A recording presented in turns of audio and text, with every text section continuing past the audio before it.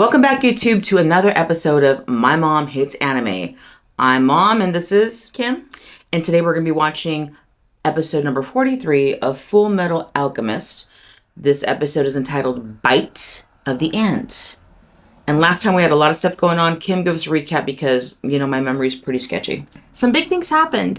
We saw that von Hohenheim had met with Pride, and they talked and went their separate ways in the tunnels.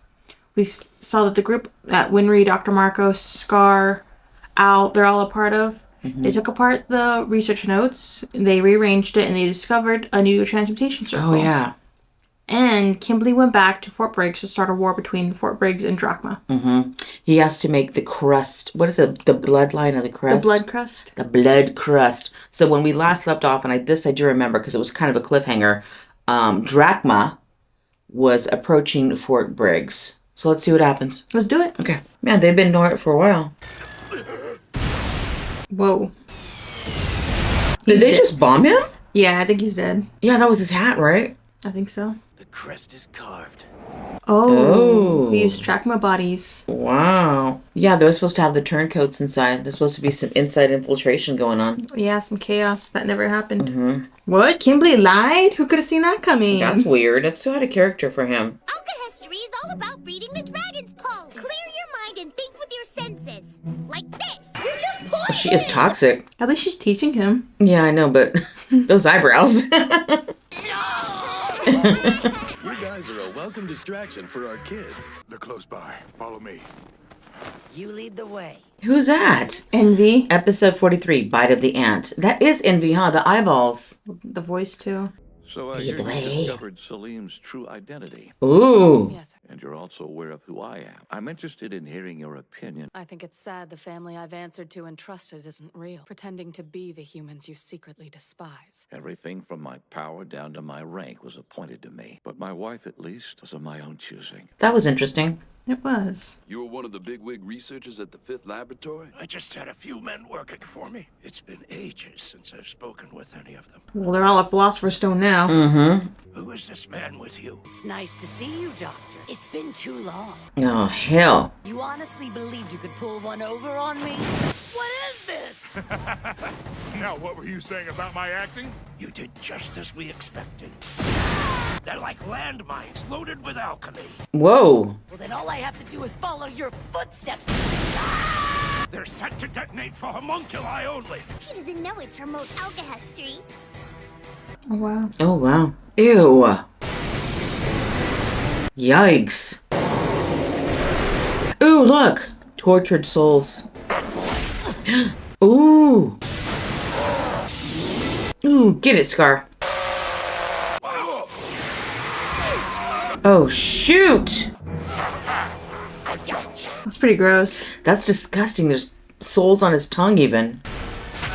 Yikes. Ew, that is so disgusting. It's gross. Look at that little hand on his... Oh, my gosh. Ew, look at the head on top of him. It's like third eye. It's in agony. Let my research team go! It's a little late to release them now that we've turned them into Philosopher's Stones. There it is. Mm-hmm. It's not right for you to get so upset considering all the stones you've made. You're right.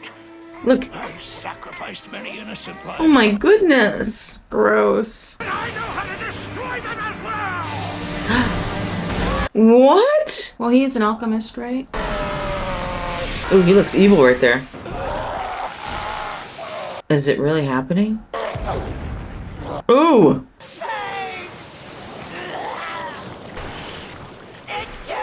Ew. That is so sick. I could never be defeated by pathetic creatures like you. Don't look down on me. Ew. What's this? Ugh. Put through a wood chipper or something. Looks like a little leech. That's what you get for picking a fight with us humans, grotesque So, flicking it. Why would you do something so dangerous? I wanted to be like your parents.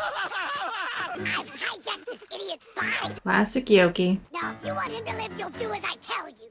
Nah, he's all yours. Poor Yoki, I'm sorry I didn't know you better. We'll never forget you. Oh my gosh. Your sacrifice. Please, Mr. Scar, you won't stand back and let this thing kill me.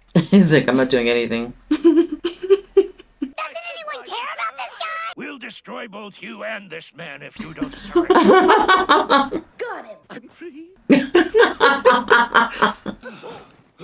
I'm afraid I'm not used to bluffing like that. None of you guys are my friends.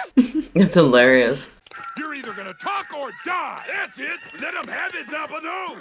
Loki in the back. Yeah. I said Loki. Yoki. Why isn't the Full Metal Pipsqueak with you? Last thing I heard, she'd gone missing. Should we head back to bar school to check? No, that's not what Brother would want. He would trust that I was all right and wouldn't let a rumor stop him. I don't intend to simply punish this country for what it did to Ishval. I want to change it. And I'll need your help, Marco. Take this thing and return to your country. It might appease your emperor enough to save your clan. Will you apologize and tell them you were too busy saving another country? Leave this country's problems to its people. Oh my goodness. Thank you. Oh, well, fun.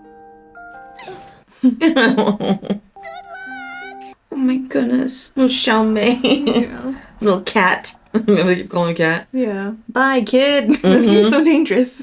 Yeah, she's just sending her out in the ocean. Sending her out in the snow. Ooh, that's kind of the fork in the road, you know? Everyone's taking different paths now. Crossroads. Mm-hmm. Izumi Curtis and her husband are apparently on vacation and didn't say when they're returning. We should report back to Fuhrer Bradley. I might find Mr. Greed if I follow them. Who is that? One of Greed's cronies. Oh. I heard your men completely annihilated the Drachma forces. Of course they did. Won't that hasten the enemy's transmutation circle? I don't give a damn. Drachma won't even think twice about attacking again. They're dead. Yeah. Look at the guys in the I back. need to get away from you before I start to catch your cowardice. Follow me, please. There's something I'd like for you to see. Are you familiar with the 3 state-appointed tenets of alchemy? Obey the military. Do not create gold. Do not create people. What about creating people? Why do you suppose the state would so firmly enforce this regulation? The Yikes. true reason is far less abstract. The 3rd tenet is to prevent someone from creating their own army. They just opened up like a pod of people. Do you think those are like actual people or like mixed Kamaras and... Oh, so you mean like people that are being used? Uh-huh. No, I think... Well, maybe they're corpses that are being turned into like zombies people? Yeah, because it looks kind of gray. When you do alchemy, you need ingredients.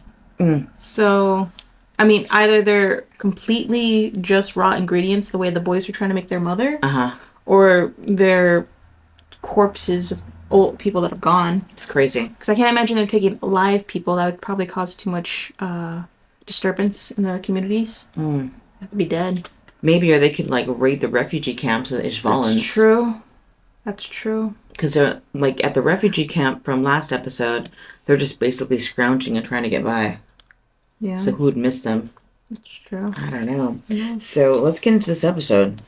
Bite of the Ant. It was interesting that the inside, like Drachma was expecting there to be infiltration during the battle, which was probably just a lie that Kimberly said. But it was a convincing lie because he did have his people inside, and they probably could have caused chaos had he ordered it.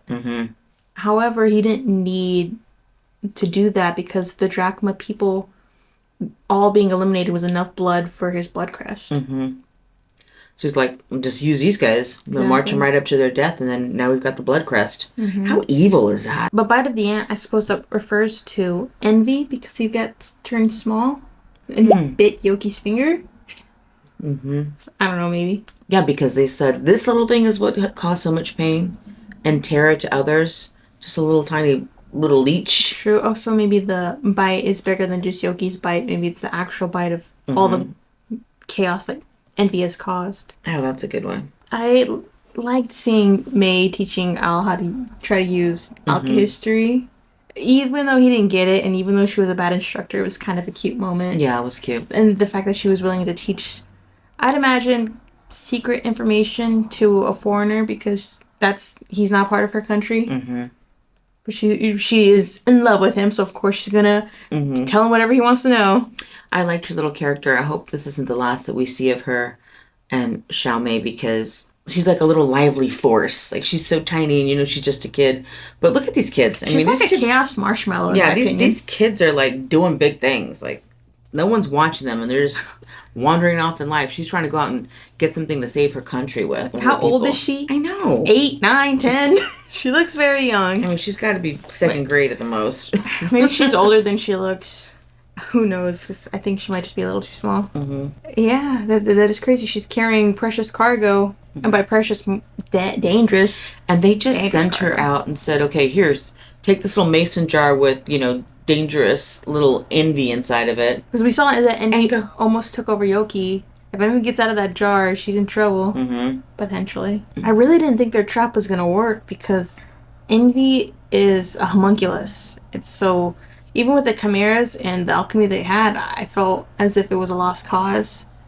But Dr. Marco came in clutch with his ability to destroy Philosopher's Stones. And you think that that's something you think that's information he would give to Al and Ed, because that seems important, being able to destroy a Philosopher's Stone, and he knows that, but he's not sharing it. Dr. Marco just makes a lot of wrong decisions. I feel like Dr. Marco is one of those leaders that hoards information so he can be like the guy instead of sharing it so you can get others' input and maybe find other solutions to get things done. He's just like, no, this is what... He's just not a sharer. Like, he's not. I was always like, yay, Dr. Marco. And now I'm like, this guy's a mess. Yeah, he is a mess. And I'm really surprised that whole scheme worked. I was expecting it to go sideways. Mm-hmm. Look at all the battles that Envy's done and all the havoc and stuff that it has brought. We've seen it kill multiple different things and multiple different people. But their plan was pretty clever. It was good, but it only worked because Dr. Marco had that ace up his sleeve. Something he's been keeping hidden from everyone else. Mm-hmm. He keeps hiding information. Just share. Just share, dude. If you're at the end of the rope, just share now. Yeah, exactly. You're on the same team. Exactly. Be a part of the same team. Country's gonna fall. What about... I want to go to the conversation between the Fuhrer and Hawkeye. Okay. That was interesting. Mm-hmm. I like that he just basically approached her, said, so you know that Salim is who Salim is, and I am who I am. And she's just like, yep. Yeah, there's not much she can do. She's a hostage. She's stuck by his side. She can't run or fight back, so she just has to answer and suck it up. And it's got to be frustrating. I mean, it's frustrating for me, for her character, because, we've seen her be out there in the trenches. She is a true soldier. Like, she's a ride or die. She's behind her team, Colonel Mustang, her country. And it was really sad, when he asked her, what do you think of that? She's like, it's just disappointing because to know that you've been protecting and potentially putting your life on the line, and this is my words, not hers. Yeah. For people that don't exist. Yeah. For a facade. It was all a ruse. Like, she thought that the Fuhrer was this great guy, and she's, underneath him in the totem pole, and she's going to protect her country. And he is the epitome of what they're trying to fight against. Mm-hmm. And his freaky little son, little Omen running around being, causing havoc. Yeah, it's your whole world being flipped upside down. Yeah. And you just have to pretend it's not. And what do? You have to still show up for work. You have to still serve this little weird OT. You got to still be protecting him. You have to still do all the paperwork. Show up every day. What do you think about his comment that he made about his wife? I think that was a little bit of... I wouldn't say the word humanity because he's not a human. But whatever equivalent that is for a homunculus, because as he said, all his decisions were made for him, but he got to choose his wife. So I don't know if he was trying to gain comfort or sympathy from Hawks by saying that. Mm-hmm. Maybe more on like the terms of relatability of, well, it might all be fake, but this little bit isn't fake. Mm-hmm. I got to choose my wife. So maybe that connection with her, whatever it looks like, is real. Maybe that's something he just felt the need to share because who else can he really share stuff like that with? And in all the scenes, the wife, she's a true person. She has no idea that all this is going on. She's like so oblivious to things. And she's very doting over her son and her husband. Mm-hmm. She is like the epitome of what a good wife and a good mom should be. On all the scenes, she's like that person, that woman. So it hurts me to know that eventually, potentially, she's going to find out and her life's going to be like, everything was a lie. That's going to hurt a lot for her. It really is. She's a good character. But it is interesting that Bradley felt the need to share that information. Mm-hmm. Yeah, that's real personable. Mm-hmm. But for him to share that, I don't know, maybe he thought, well, she needs this, or I need to give her this, but maybe, I don't know, just hearing the disappointment and letdown in her voice, like, well, you know. But why would he care? I don't know. It's weird. Yeah, that whole thing was weird. I did enjoy that conversation, but it just left me kind of weird. Yeah. I don't know what he was reaching for with that, you know. If you think something or we've missed something with that conversation, you read into it more than we did, leave us a comment. Please do. We'd love to get some feedback on that. I want to go back to Envy. I was wondering why during the attack Envy didn't turn into a bird, because we've seen Envy turn into so many different people and then turn into a monster. So I thought maybe Envy... Oh, we've seen Envy turn into a dog. Why wouldn't Envy turn into a bird to fly over the traps? I think it was a matter of just basically pride at that point, because he was upset that they were smarter than him in a sense, right? He was like, wait, what are you guys doing? So, okay, well then I'm going to turn into this biggest thing, and I'm going to, you know, he brought out all these heads and this whole huge body with all these souls, and I think in a way to gloat, like, you think that you're going to win against me? Look at everything that I've taken. Look at all the souls that I had. It was more about just kind of like peacocking and, you know, boasting his chest out. Rather than being smart. Yeah, than being smart. He was real, you know, he was prideful in that sense to where, look at me, I've killed everybody. And, you know, we saw all those souls and even in the eyeballs. And I think did that purposely because he was rubbing into Dr. Marco's face that, hey, your team's right here.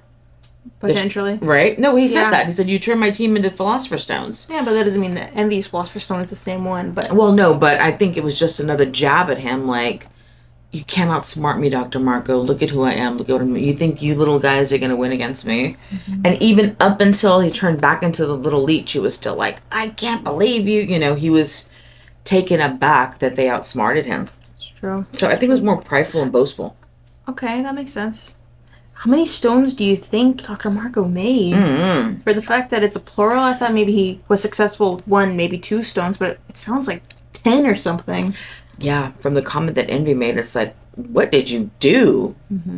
He was on a rampage. He was turning and burning stones. Yeah. And that was so funny when everyone was acting like they didn't care about Yoki. To an extent, they really didn't care, which is why their bluff was so believable. But... yeah, when Dr. Marco said, oh, that I had to act, I had to pretend. Yeah, that almost, Dr. Marco almost passed out after that. He was like, oh, I was so scared for it took a lot out of me. I mean, he's an old guy, and That's he's doing true. all this stuff. Plus, he just fought Envy, so. They're like, thank you for your sacrifice. What about that tongue that wrapped around from Envy, Dr. Marco? That was gross. That was so disgusting. That was so disturbing. I really liked that scene because of just the pure disgustingness of it all. All the faces, and we saw that little baby like crying and climbing onto his leg, like those are the sacrifices to make the stone, to make the Envy. So and we've seen something similar when we saw von Hohenheim's background of how he became Philosopher's Stone, and how Father said, don't you hear the voices? And when there was a moment when he was like, you know, holding his head and he could hear the voices of all the citizens.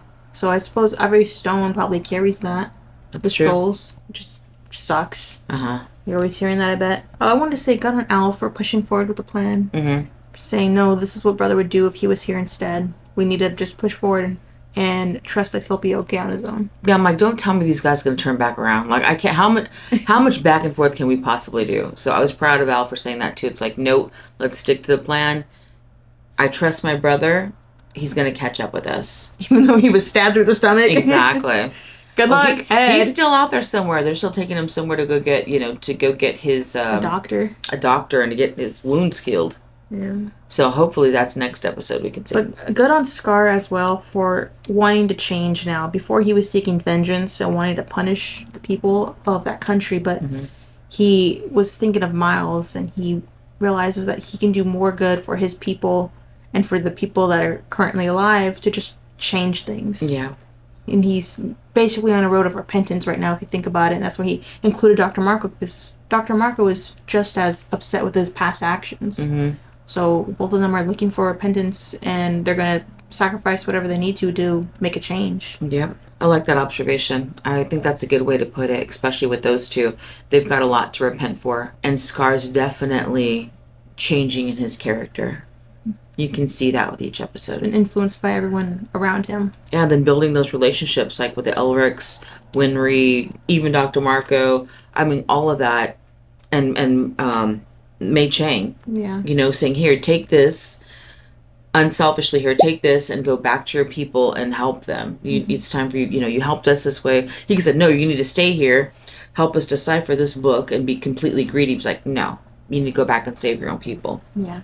That's definitely someone thinking of others and not just purely, what's the word I'm looking for? Selfish. Yes. Mhm. I just want to talk about one more point. Okay, do it. About the very end when they talked about the 3 things for an alchemist to follow. Mm-hmm. Obey the military, never make gold, never make people. How do you feel about those 3 points? Obey the military. Basically, don't question anything. Obviously, obey the military. Never make gold. They don't want you to have more money than the military, right? They don't want you to be in charge. Or to destroy the economy. Destroy the economy. They want you to be right under their thumb. They're going to give you, feed you, pay, you know, give what you want. And don't make people. No more reproduction. Because less people is population control. I think they mean with alchemy, don't make people. Oh, really? Yeah. Okay. This is for alchemists, so they're creating. Don't make people. They don't want them to have an evil army. Because they're making their own evil army. Mm-hmm. Well, obviously, he opened up that freaking garage door or whatever, and it's just like, what? And Mira Armstrong, she's in it because now she's a part of the squad of immortals. So he's just revealing all these top secrets to her because, oh, we're on the same team now. This is what we need to go through. This is just a tour of all our bad doings. Yeah, here's a tool of all our sinfulness, and come down memory lane with me so you can see exactly what we are creating. Let me catch you up to speed. Yeah, let me catch up to speed and all the evil things we're doing. Yeah, and that's one welcome party for her having to deal with that. I think those 3 points, though, are really big and they make sense. They're very logical. In its own, it shows how manipulative the military is. Yeah, those are all my points. I don't have anything else I have to add. Okay. What do you rate this episode? I'm going to give it a 7. Not bad. It was good. I'm not going to go over why. We talked about all the whys already, so it's a 7 for me. It's an 8 for me. Dr. Marco is on my nerves, though. He needs to stop withholding information. But other than that, it was good. Yeah. Good episode. I feel like every character that was in this episode got some airtime, and I got a little closure on some things, so it's a good deal. Alrighty. Well, that's everything. As always, like and subscribe. Follow us on this journey. I'm Kim, and this is her mom. And we are My Mom Hates Anime. Bye, YouTube. Bye, spooky babies.